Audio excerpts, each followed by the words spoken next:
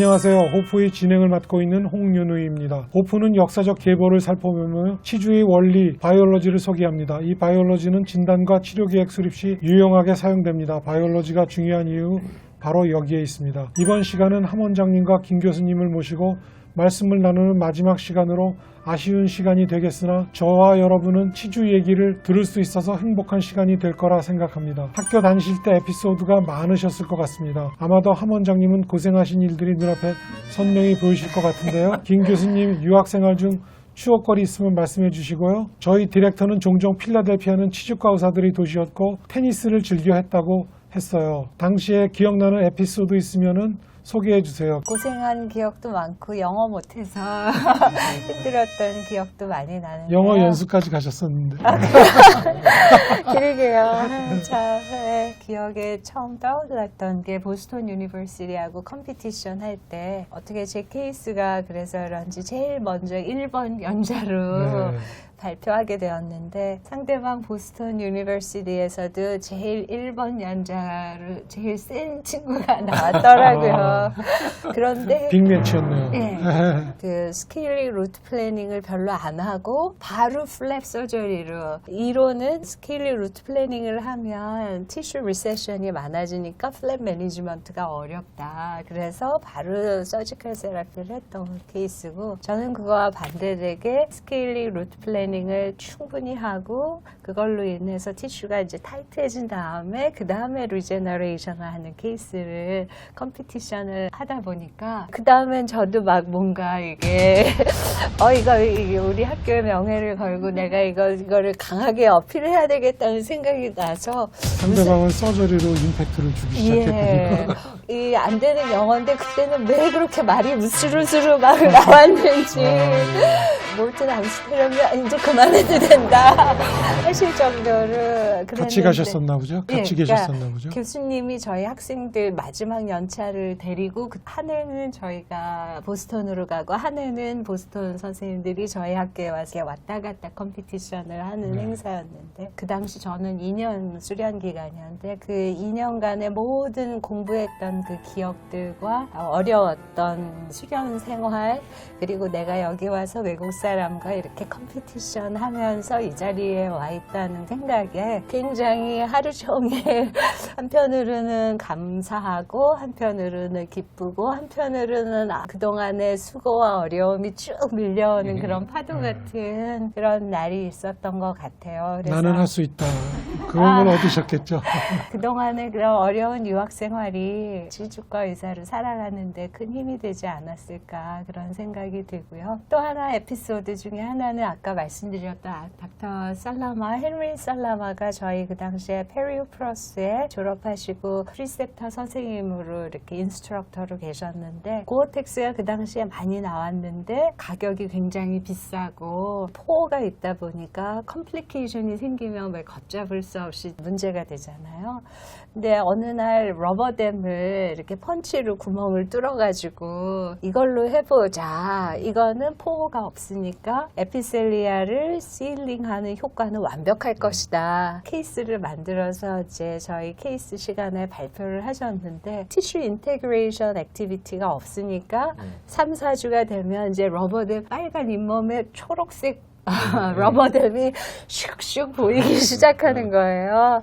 그렇지만 결과는 굉장히 좋아서 IJPRD에도 발표가 되고 그랬었던 그런 에피소드가 있는데 지금은 러버댐을 누구나 사용하진 않지만 그 당시에 누구든지 수련이가 어떤 생각을 가지고 창의적으로 그런 개념을 이용해서 적용할 수 있었던 게 저한테는 굉장히 신선한 자극이 되었던 것 같고요. 제가 늘 생각하는 기억 중에 하나는 예전에 필라델피아에서 리제너레이션 심포지움이 그 당시에 이제 많이 열렸었는데 제가 기억하기엔 제랄드 바우어 선생님이신 것 같은데 환자 치료한 케이스들을 저희한테 보여주셨는데 여성 환자는 러시아 이민자였어요. 러시아 이민자로 처음 이니셜 사진을 보면 왠지 굉장히 우울하고 힘든 얼굴에 고뇌의 얼굴. 그러니까 러시아에서 이민을 왔다는 그런 생활이 그분의 얼굴에서 이렇게 느껴지는데 페리오도 너무 안 좋아서 완전히 플레어링 되고 포스테리어 바이트 콜랩스가 되어 있는 이런 케이스를 치주 교정 보철을 통해서 1년 반 기간 동안에 모든 치료가 끝나가게 되었고 뉴욕에 생활하셨는데 완전히 그 다음엔 힙하게 펑키하게 빨갛게 헤어스타일이랑 다 헤어스타일이 바뀌죠. 러시아에서 이제 뉴욕으로 오면서 새로운 삶을 찾고 이가 건강해지고 이제 자신감이 생기면서 힙하게 변하게 되었는데 10년 팔로업을 보여주셨는데 그 사이에 너무 힙해졌는지 이혼도 하시고 안타깝게 너무 나가셨네. 그 다음에 10년 뒤의 모습은 굉장히 차분해지고 평온해진 이런 얼굴로 10년 동안 페리오가 그대로 유지되는 거를 보여주셨는데 그 강의가 제 인생에 항상 울림으로 와서 우리가 치주 치료라는 것이 치아만이 아니라 그 사람의 인생을 바꿀 수 있는 치료이구나, 삶에 영향을 주는 치료이구나를 항상 생각하게 되는 그런 강의가 기억이 납니다. 훌륭한 말씀입니다. 교수님이 말씀한 것 중에서 전적으로 동의하는 게 이제 프리서지컬 컨디셔닝이라고 해서 티슈를 타이트하게 만들고 논서지컬을 반드시 해서 수술을 할 수 있는 전 단계로 만들어 놓고 수술을 해야지 블리딩도 적고 시야도 확보가 되고 you don't see, you don't do. 못 보면 못한다. 그런 얘기를 하셨던 기억이 났고요. 혹시 아십니까? 고어텍스가 엘고 부통령의 집안의 소유물이라는 걸 최대 주주로 알고 있습니다. 그 패밀리지. 패밀리. 미국에서 공부하면서 보람되게 느꼈던 것 중에 하나는 교수님에 대한 배리어가 없다는 거죠. 이 교수님하고도 일할 수 있고 저 교수님하고도 일할 수 있고 교통정리를 해주는 사람이 아무도 없이 개인의 선호도에 의해서 그분이 잘하시는 수술은 또 같이 매칭해서 팀으로 하고 지도교수가 있어서 이분하고만 해야 되고 저분하고는 하면 안 되고 이러는 게 없었던 것이 또 좋은 교육을 얻을 수 있었던 것 같습니다. 함 원장님도 고생도 많으시 하셨겠지만 즐거운 일도 많이 좀 얘기해 주십시오. 김재희 교수님이 학술적인 에피소드를 이제 주로 말씀하시는데 저는 그 고생한 에피소드밖에 기억이 안 나요, 사실. 즐거운 일보다 아팠던 일들이 기억이 나는데 이게 어쨌든 영어 때문에 아무튼 무척 고생했는데 1년차 때인데 제가 몇십 년 전에 치과대학 일하는 때 공부했던 해부와 커데버 해부 실습 시간이 치과 의사도 아니고 의사도 아닌 그 몇 번 언급했던 그 닥터 수 헤어링 그분이 그 해부와 커데버 실습 교수예요. 딱 느닷없이 들어와서 저는 이게 몇십 년 만에 이제 시차 앞에 서 있는 거죠. 레지던트를 이렇게 쫙 서 있는데 퀴즈 시간이에요. 제 차례가 제가 한 3번째쯤 서 있었는데 제 차례가 왔는데 뭐라고 물어보고 대답을 해야 되는데 질문을 제가 못 알아들었어요. 대답을 못 하니까 이제 next 그래서 이제 그 다음 학생이 제 질문에 대한 대답을 이제 하고 또 한 바퀴 삥 돌아가고 다음에 저한테 또 오고 뭐 땀을 아무튼 뻘뻘 흘리고 이제 그 클래스가 끝났는데 끝나고 나오는데 이제 2년차 위 레지던트 미국애인데 미국애가 내 어깨를 탁탁 치면서 너 그때 그 못 알아들은 거 나 다 이해한다고 그 교수가 질문한 거가 경동맥 카로티드 아테리의 그 주행 방향을 말해달라는 거죠. 이제 왜냐면 이게 헤드 앤 넥 어네토미니까 경동맥 그러면 이제 우리나라 뭐 대학에서도 그렇고 누구나 의사들이 메디컬 닥터나 치과에서나 다 마찬가지 전부 다 카로티드 아테리 그러는데 영어 발음이 카라디도 아니고 막 약간 L 발음 카라리드 아더리인데 그것도 빨리 얘기하면 아러리 이렇게 됩니다. 그러니까. Carotid artery. 카라리 아러리 뭐에 대해서 고생이 이제 시작이 되는 이제 그런 거죠. 지금 한국에 있는 그 언더그레주에이트 스튜던트들한테 1년에 한 번씩 강의하는 기회가 있어서 혹시라도 여러분들이 유학을 가고 싶으면은 우선순위가 영어 1번, 그 다음에 돈, 학비 생활비가 있지 않으면 못 가니까 저처럼 그 내가 벌어서 내 돈으로 유학 간 케이스는 진짜 찾아보기 힘들죠. 전공은 제일 마지막에 고르는 거죠. 그 세미나를 하면은 이제 그 저널 리딩 뭐 매일 거의 한 뭐 15개, 20편씩 읽어야 되는데 그걸 읽고 나서 그 다음에 돌아가면서 이제 발표하고 토론하는데 영어가 안 되니까 저 같은 경우는 이제 꼬박 새거든요. 잠을 한 잠도 못 자고. 기억한 걸 영어로 할 때 실수할까봐 항상 스크립트를 적어놓고 이제 항상 이렇게 가지고 있다가 이제 이렇게 수시로 보면서 얘기를 하는데, 외국 애들은 이태리에서 온 제 동기가 있었는데 토플 성적이 나보다도 훨씬 점이 돼. 토플 성적은 형편없는데 어쨌든 입학이 됐어요. 스포큰 잉글리시가 되니까 토플 성적이 나보다도 저 밑에 있는데도 들어와서 저널 리딩하고 발표할 때 안 읽고 와요. 15개 있으면은 그냥 저널 복사본 가지고 들고 와서 발표하면서 보면서 발표한다. 그렇게 안 읽는다니까.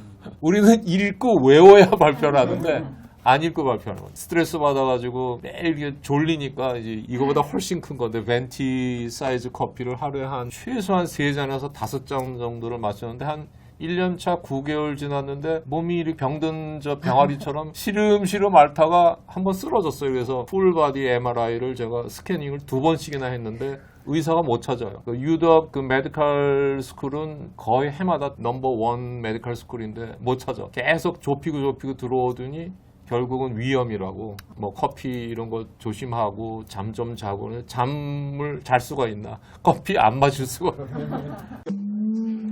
시술 관련된 기억은 아주 웃기는 거였는데, 그 아프가니스탄 난민 출신이 미국으로 결국은 선택해서 온 3살 정도로 기억해요. 젊은 여성이었는데 그 나라 형편상 뭐 이가 많이 다 빠져 있어요. 그래서 뭐 임플란트 한다고 그래서 제가 페리오 디파트먼트에 잘 하지 않는 건데, 제가 친 블럭 그라프트, 뭐 한국에서 제가 개인적으로 많이 했으니까 이제 그거를 했어요. 근데 뭐 어렵게 어쨌든 했죠. 뭐 미국은 뭐 어시스턴트가 없으니까 이쪽으로 석션 잡고 뭐 막 이렇게. 근데 나중에 수술은 잘 됐어요. 근데 환자가 왜 이렇게 어렵게 했냐, 그래서 설명을, 이제 이게 워낙 어려운 시술이고 그런 설명 과정 중에 당신 입이 여기가 너무 좁아서 더 힘들었다는 이제 습관적인 설명을 했죠. 그런데 한참 지나서 힐링 다 됐는데 전화가 왔어요. 찾아온 것도 아니고 전화가, 닥터 전화 받으라고 그래서 전화를 딱 받더니 그 환자인데 느닷없이 막 뭐라 그러냐면 나의 신상에 대해서 그렇게 함부로 얘기했다. 그래서 내가 뭐 얘기했냐 그랬더니 입이 작다고 얘기하지 않았냐. 절대로 그런 식으로 얘기하면 안 된다고. 어떻게, 너무 당황한 나머지 미안하다, 아무튼 너 불쾌하게 말했으면 미안한데 이거는 설명하기 위해서 얘기한 거지 뭐 당신이 뭐 작고 크고 그 얘기를 한 게 아니다 그랬는데 뭐 막무가내예요. 난 소송하겠다고. 환자가 뭐 어떻게 해야, 계속 그냥 미안하다고만 얘기했던 적이 있네요. 결국은 또 소송을 안 하고 그렇게 끝났던 적도 있었고, 아무튼 그것도 고생이죠. 소설가라고 직업을 쓴 남자, 노년에 있는 남자셨는데 케이스가 진지발 그라프트를 하는 케이스였어요. 근데 워낙 이분은 이제 과거에 수술을 한 경험이 많은데 마지막 쿼드란트를 이제 유럽에 와서 하는 거예요. 안 해도 되는데 이거 해야 되냐 그랬더니 디렉터가 글쎄 뭐 별로 심프텀 없는데 그냥 환자가 원하면 해주라고 그래서 이제 했는데 굉장히 잘 됐어요. 뭐 기가 막히게. 근데 이 소설가가 원래 글 쓰는 직업이니까 이 사람이 감사하고 너무 좋았다는 그 편지를 학교 총장, 치과대학 학장, 시주과 체어맨, 디렉터에다 다 썼어요. 교수들이 전부 저한테 도대체 너 뭐 했는데 이렇게 평가가 좋았다고 그러면서 뭐 순간적으로 좀 뜬 적이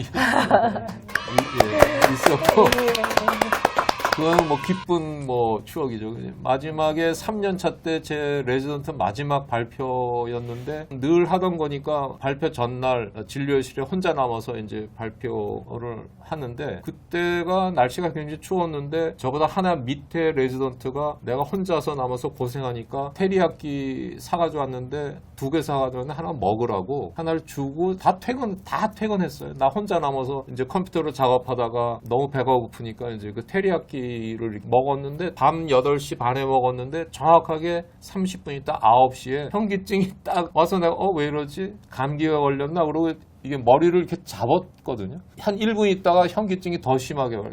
잡아도 안 돼. 결국은 땅바닥에 그냥 체어에 앉아있다 땅바닥에 쓰러졌는데 그 다음부터는 제가 기억이 안 나거든요. 근데 나중에 발견이 됐는데 그 레지던트가 집에 갔다가 뭔가 자기 물건을 진료실에 둔 거를 그냥 찾으러 다시 진료실로 들어왔는데 진료실이 전부 큐비클 이렇게 파티션이 돼 있으니까 이제 바닥에 쓰러져 있는 게 안 보이거든요. 자기 물건 찾고 그냥 가면 되는데 뭔가 이상하다는 거예요. 그래가지고 내 쪽 큐비클로 이렇게 딱 왔는데 내가 완전히 누워가지고 의식은 없고 토한 게 입에 가득 있고, 아마 그때 발견 안 됐으면은 아마 숨 막혀서 죽었을지도 모르는데 이 친구가 너무 놀라가지고 진료실에 있는 그 휠체어에다가 그냥 이렇게 집어 던진 채 우리 집에도 얘기해서 뭐 집사람이랑 우리 아들까지도 응급실로 왔었는데 결국 원인은 못 찾고 보통 식중독이라고 할 수 있는데 식중독이 박테리아가 원인이 된 식중독은 그렇게 금방 온셋 안 한대요. 보통 한 하루 이틀 이렇게. 그러니까 바이러스가 인펙션 시키면 몸 안에서 이게 폭발한다고 표현하는데 하룻밤 그대로 토하고 누워있다가 그냥 아침에 퇴원했는데 그 다음날이 이제 제 마지막 세미나 발표 날이죠. 그래서 그 저를 구해줬던 레지던트가 교수랑 레지던트한테 다 얘기해서 닥터하몬으로 발표 못한다고 결국 마지막 발표 때 제가 못했죠. 그 안 좋은 경험도 있었고 제가 낙제를 한번 했다는 거 아니에요? 그 수업 중에 그 바이올로지 디파트먼트의 클래스인데 그 중에서 베이직 CPR이 있고 어드밴스드 CPR이 심폐소생술에 깊이 들어가는 거를 공부하는 파트였는데 카디올로지를 해요. 심장에 대해서. 예, 근데 심장에 대해서 다 알아야 된다는 건데 심전도까지 다 분석할 줄 알아야 돼요. 뭘 알아야 아무리 봐도 모르겠어요. 한국에서 그런 교육을 들어본 적도 없고 그래서 이해는 하지만 또 발표하는 거랑 전혀 다르니까 그 결국은 그 클래스 패스 못했어요. 그래서 그 다음 해에 그 한 해 밑에 레지던트랑 똑같은 그 세션에 들어가가지고 다시 또 하면서 그때 이제 그 패스를 한 거죠. 창피한 얘기인데 태어나서 처음 과락이라고 하죠.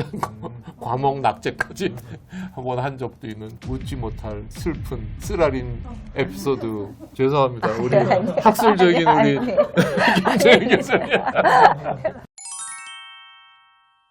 진솔하고 네, 진솔한. 네. 대리학기까지는 즐겁게 가는 줄 알았는데 그 이후에도 시애틀에 가시긴 가시죠? 아, 그럼. 타나오가 좀 멋있는 말을 많이 해서 몇 가지 소개해 주게 되는데 제가 이제 유펜에서 아까 김 교수님처럼 저도 그런 차례로 이제 발표할 기회가 있었는데 자기 발표에 누구의 논문을 인용을 하려면 그 논문에 대해서 완벽하게 알고 올라가라. 청중 중에 너보다 그 논문을 많이 하는 사람을 만나면 너는 당황한 일이 섣불리 아는 것처럼 해서 올라가지 말으라는 거죠. 그런 사람하고 디베이트가 붙게 되면 포디움에 서가지고 망신당할 수 있다는 거죠. 그래서 강의를 많이 하시는 분들한테는 중요한 얘기고 어떤 분들은 리스트를 쫙 해서 많이 하는 것처럼 하는데 그거보다는 몇 개를 쓰더라도 정말 자기가 그거를 꿰뚫고 있는 것이 더 중요한 게 아닌가 싶습니다. Narrow it down and be specific. 제목을 너무 광범위하게 해서 많은 걸 얘기하려고 하지 말고 스페셜리스트는 세분화한 제목을 가지고 깊게 들어가서 얘기한다는 거죠. 15분 강의에 200장 슬라이드 갖고 올라가서 그 얘기 어떻게 다 끝내겠어요. 김정혜 교수님이 다니시던 유펜의 그 평생 간직하고 있는 거 아니겠습니까? 영광이죠, 저한테는. 제 자랑을 하나 말씀드리면 저희 졸업하는 레지던트한테 상이 2개가 있는데 하나는 칩 레지던트 어워드고 그 다음에는 우등상인데 제가 졸업하는 해 제가 2개 다 받았습니다. 이야. 이런 기회 아니면은 다른 데서 얘기해도 상황 설명이 잘 안 돼서 두 분 앞에서 감히 말씀드리고 넘어가겠습니다. 저희의 그 3회에 걸 대담의 종결편이 되겠는데요. 역사적인 얘기가 하나 있어가지고 소개해드립니다. 1992년 타나오가 NYU 대학에서 개원이 교수들, 동네에서 임플란트 좀 한다는 사람들 다 모여서 92년도니까 임플란트가 체계가 잡히지 않았을 때였죠. 그렇게 그렇죠. 포럼을 운영했습니다. 무슨 목요일날 한 달에 한 번씩 했는데 그 토론장에서 개원이들이 타너 보고 내가 너보다 임플란트 오래 했다. 네가 교수지만 내가 너보다 오래 했다. 그랬더니 타너가 바로 당신이 나보다 오래 했더라도 제대로 된 교육을 받지 않고 오래 했으면 당신은 그동안 잘못 오래 했을 수도 있다. 항상 교육에 이 타나오는 임상가여서 리서처나 클리니컬한 리서치는 많이 했지만 바이올로직하는 리서치는 많이 안 하신 분이거든요. 그런데 교육에 대해서는 좋은 얘기를 많이 해주셔가지고 살아있는 선생님 같은 분이죠. 현실적인 선택 중에 하나를 골라서 공부를 하셔야 됩니다. 공부를 해야 되는데 개원가를 접고 해외로 공부하러 가기는 쉽지 않고 또 그것이 현실적으로 좋은 방법인지도 잘 모르겠습니다. 그래서 저는 훌륭한 멘토 멘티 관계를 만들어 만드는 것을 말씀드리고 싶습니다. 예를 들어서 저널을 읽거나 어떤 강의를 들을 때에도 어떤 저널이 가치가 있고 강연을 듣기 전에 어떤 연자의 행보를 이해하고 강연장에 입시를 한다면 더 많은 것을 얻어갈 수 있을 겁니다. 이제 호프의 방송을 정리하며 모든 임상이들의 멘토이신 두 분의 메시지를 듣고 싶습니다. 사실 3회에 걸쳐서 호프 제목이 저는 굉장히 인상적인데 History of Periodontology지만 희망을 주는 방송이라고 생각하고요. 방송을 보시는 많은 임상의 선생님들이 계시다면 개인적으로는 첫 번째 기본에 충실한 임상 술식이 되어야 되겠다. 그러려면 아까 말씀하신 에비던스, 저널에 대한 충분한 평가와 분별, 취사 선택을 할 수 있는 나만의 파워가 있으면 좋겠다 하는 거고요. 두 번째는 치주만이 아니라 구강계 전체를 나아가서는 그 환자의 삶에 우리가 울림을 줄 수 있는 그 사람을 이끌어 줄 수 있는 임상의로서 내가 기술과 마음가짐 그리고 최선의 노력을 할 수 있는 기회가 됐으면 좋겠다 하는 말씀을 드리고 싶습니다. 치과 의사라면 우리가 모두 생각해야 될 우리 김정희 교수님이 워낙 좋은 말씀 해주셔서 조금 다른 얘기를 전하고 싶은데 미국 치과대학 평가기관이라고 코다라고 그래서 그 Commission on Dental Accreditation이라는 기관이 있는데요. Accreditation이라는 단어가 이게 인준이라는 단어거든요. 그래서 이 기관이 어느 정도 파워가 있냐면 치과대학 하나를 그냥 폐교시킬 수도 있어요. 이건 옛날부터 있었고 뭐 각 나라마다 좀 웬만한 나라에는 있어요. 근데 우리나라에서 이게 없다가 유럽 치주과 레지던트하고 있을 때 이런 비슷한 거를 만들자고 해서 한국의 11개 치과대학 중에서 각 대학 대표가 다 오진 않아요. 8분이 8개 대학에서 오셨는데 저한테 하루 전날 전화가 와서 내일 우리가 시애틀 도착하니까 네가 주선을 해서 방도 만들고 유럽의 치과대학 교수를 섭외를 해서 학장한테 우리한테 와서 브리핑을 4시간 동안 해달라고 해라. 하루 전날 전화 받고 못합니다. 이거는 안 됩니다. 한국에 있는 교수가 해라. 전화 받고 돌아다니면서 방도 만들어 놓고 학장은 그날 안 된다 그래서 부학장한테 부탁을 했더니 해주겠다 그래서 그 다음날 드디어 한국에서 8명이 왔어요. 아침 8시부터 12시까지 학생들에 대한 커리큘럼 어떻게 교육한다, 인성교육, 다른 학교와의 소통, 그 다음에 레지던트 교육은 이렇게 한다고 하는 그런 것들에 대해서 쫙 브리핑을 하고 나서 이분들이 한국에 돌아와서 만든 게 미국의 그 코다하고 똑같은 한국 치의학교육평가원이라고 해서 KID라고 하는데 Korean Institute of Dental Education and Evaluation이라고 해요. 그래서 KID라고 하는데 제가 그 주선했던 그런 경험이 있어서 그런지 이분들이 와서 참여해달라고 그래서 개원이가 유일하게 처음부터 참여한 게 저였는데요. 교수들은 각 대학에 가서 심사를 해요. 교육을 제대로 하고 있나 이런 것들 심사하는데 문제가 뭐냐면 심사했던 사람이 자기네 대학을 심사받는 애는 또 저쪽 사람이 와서 자기네 대학을 심사를 하잖아요. 심사는 하긴 하지만 굉장히 형식적으로 가는 경우가 많아요. 1년에 11개 대학에 보통 한 1년에 한 3개, 그 다음에 한 4개, 5개, 또 그 다음에 나머지 대학에서 11개 대학을 다 평가하는데 한 3년 걸려요. 인준을 받으면 각 대학마다 어떤 대학은 재거, 어떤 대학은 2년 인준, 3년 인준, 제일 길게 인준 받는 게 5년이거든요. 그러니까 잘 했다고 하면 5년 동안은 심사를 안 해요. 5년 후에 심사하는 거죠. 심사한 결과를 제대로 했는지를 판정하는 그 판정위원으로 제가 이제 계속 하죠. 그러면 이런 식으로 심사하면 안 된다고 그냥 막 내가 부적합 이런 식으로 교수들은 다 적합이라고 쓰고 저만 부적합이에요. 교수들한테 굉장히 욕먹고 그랬죠. 근데 교수들은 여전히 개원이들이 많이 이런 자리에 참여해야 돼요라고 입으로는 얘기하지만 사실은 참여하는 걸 싫어합니다. 왜냐하면 쓴소리는 저밖에 안 하기 때문에. 임상 치과 의사를 가르치는 게 아니라 치과 학문에 대한 교육을 학부와 대학원 레지던트 과정에서 계속 이런 식으로 하면은 석사 박사 다 땄는데 나와서 스케일링에 대해서 얘기 좀 해보세요. 그러면 뭐라고 쭈삣쭈삣 거리게 되는 바로 그런 거죠. 그러니까 실제로 필요한 교육이 이루어지지 않는 그런 걸 많이 경험을 하게 되는 거죠. 우리나라도 2004년인가부터 왜 전문의 시험 제도가 생기면서 어크레디테이션을 크레딧을 미국 같은 경우 레지던트가 매주 그 학점을 받잖아요. 수업에서 학점 받으면서 다음 학기 이렇게 넘어가서 끝나게 되는데 우리나라는 3년 내내 뭐 알아서 각자 공부들 해 이렇게 해놓고서 세미나는 일주일에 딱 한 번 하고 보드 시험 보기 전에 한 2달 동안 니네 출근 안 해도 돼 그러고 이제 그 족보지 외워가지고서 이틀 동안 시험 보고 따는 그 보드라고 하는 게 참 너무 불합리하다 이제 그런 거죠. 그 기회도 얻지 못한 많은 우리 선한 치과 의사들이 많은데 면허 번호가 3만 번 이상 넘어갔는데 그분들이 배울 수 있는 장은 끝에야 학술 대회나 아니면 어떤 뭐 보수 교육, 뭐 연수회 이런 데인데 그런 데서는 짧은 시간에 이거를 큰 주제를 토론하기 때문에 깊이 있게 이렇게 썩히고 묵히면서 이렇게 익히는 그러한 교육이 아니기 때문에 그 교육이 필요함에도 불구하고 또 그런 한계가 있다는 거죠. 그래서 약간 좀 무거운 얘기이긴 하지만 이참에 대학이 조금 더 발전하기를 바람이 있다면 바로 그거죠. USC 같은 데서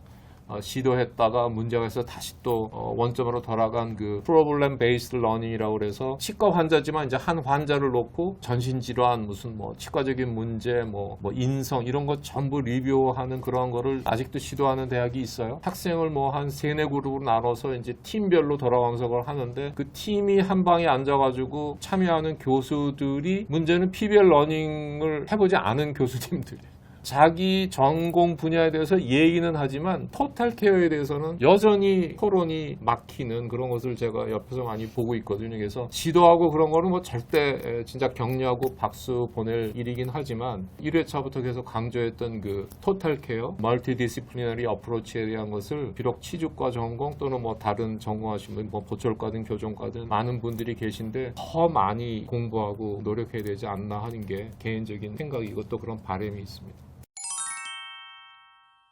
앞으로 한국 치과계가 발전할 수 있는 그런 여지에 대해서도 말씀해 주셔서 거시적인 그런 안목까지 보여주셔서 대단히 감사하게 생각하고요. 거의 이제 마지막으로 가고 있습니다. 한병도 원장님, 김정효 교수님 두 분의 강의는 색깔이 명료한 강의라도 유명합니다. 한 원장님의 강의는 리서치 베이스 강의가 유명하고 제 개인적으로 김 교수님 강의는 너무나 자료가 반듯하다 그럴까요? 한 원장님 먼저 강의록 PPT 만드는 치의 임상의들한테 한 말씀 해주시고 김 교수님도 어떻게 이렇게 사진을 잘 찍으시는지 단아하다, 단정하다 이런 말들이 어울리는데 영 프리젠터들한테 좋은 말씀 해주십시오.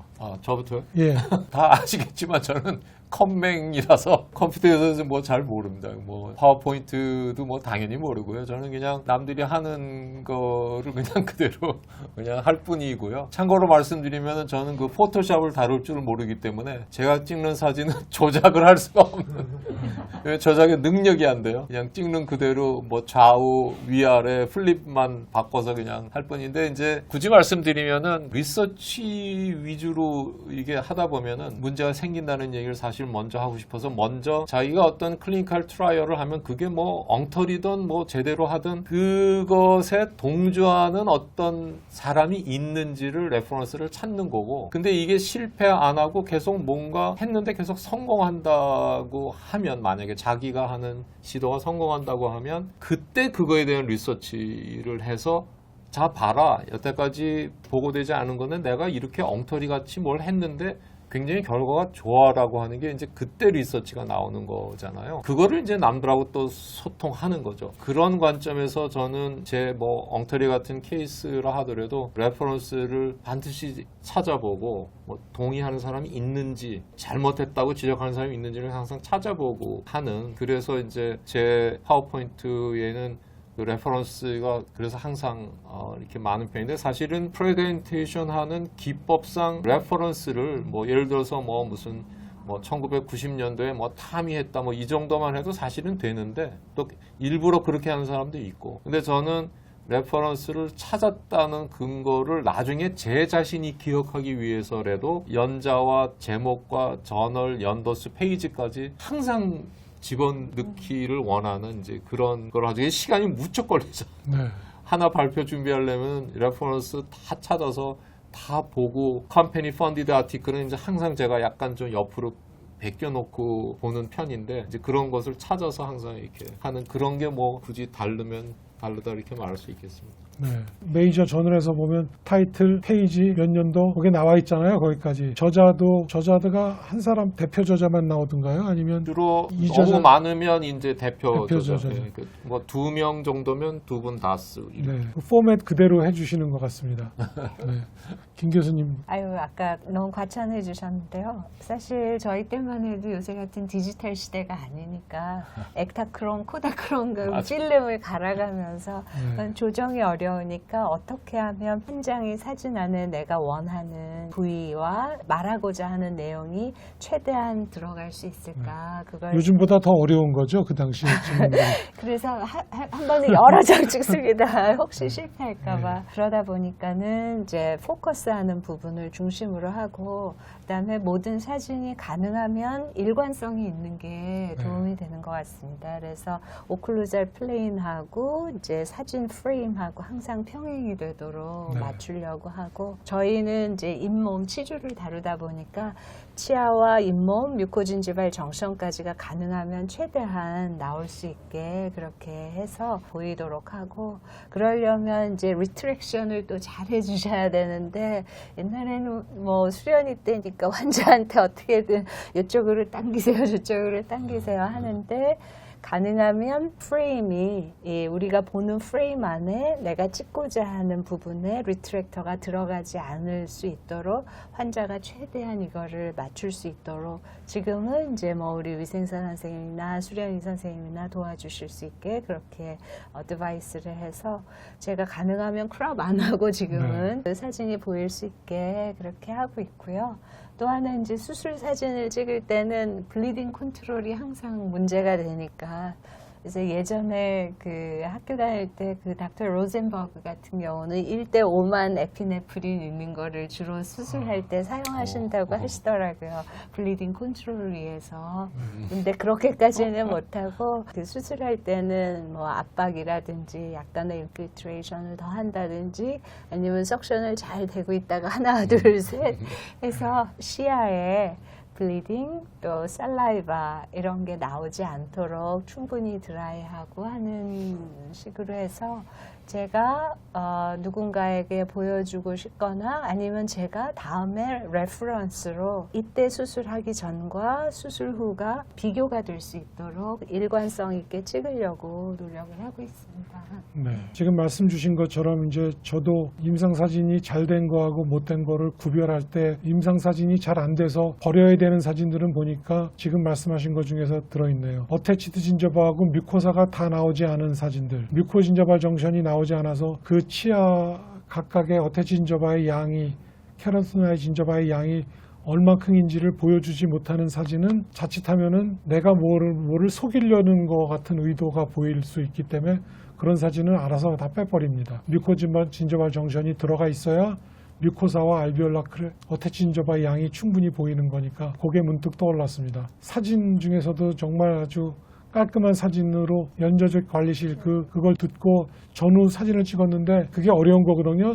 어디를 레퍼런스 포인트로 지정해 놓고 사진 프레임을 잡지 않으면은 그 똑같은 배율의 똑같은 피사체가 나오기가 어렵잖아요. 근데 너무 그게 배율이 잘 맞더라고요. 그래서 꼭 물어보고 싶었던 얘기였습니다. 연주적 관리에 꼭 오십시오. 불러주시면 제가 항상 너무 잘 하시는 네, 이제 마칠 시간이 된 것 같습니다. 한병도 원장님, 김정혜 교수님 말씀 잘 들었습니다. 총 3회에 걸쳐 진행된 호프와 함께 치주와 관련된 이야기로 풍성했습니다. 귀한 시간 다시 한번 감사드리고요. 호프에서는 바이올로지를 주제로 다룹니다. 바이올로지란 곧 불변의 프린시퍼를 의미하고 이는 매일 우리가 만드는 진단과 치료 계획을 탄탄하게 만들어주죠. 그래서 중요한 겁니다. 혹시 두 분께서 첨부하실 말씀 있으십니까? 허락해 주셔서 감사합니다. 아, 감사합니다. 네, 저도 너무 감사하고요. 오늘 이 호프 이 3회가 여러 임상의 선생님들에게 과거의 히스토리를 되돌아보면서 미래로 나가는 그런 울림이 되는 그런 시간이 되었기를 바라겠습니다. 감사합니다. 감명, 네. 감동. 아이고. 두 분께서 정말로 귀한 시간을 함께 해주셔서 정말로 감사드리고 치주와 관련된 이야기로 이렇게 오랜 시간을 얘기할 수 있는 기회는 아마 앞으로도 없을 겁니다. 역사를 통해 치주를 가까이 하는 호프를 마칩니다. 오픈은 바이올로지입니다. 감사합니다. 네, 수고하셨습니다. 감사합니다. 수고하셨어요. 아유, 너무 저는 감사합니다. 아이고. 우리 그 사진 하나 찍어주세요. 우리 세 사람. 제가 좋아하는 우리 두 선생님과. 외국에서는 끝나면 뽀뽀도 하고 그러는데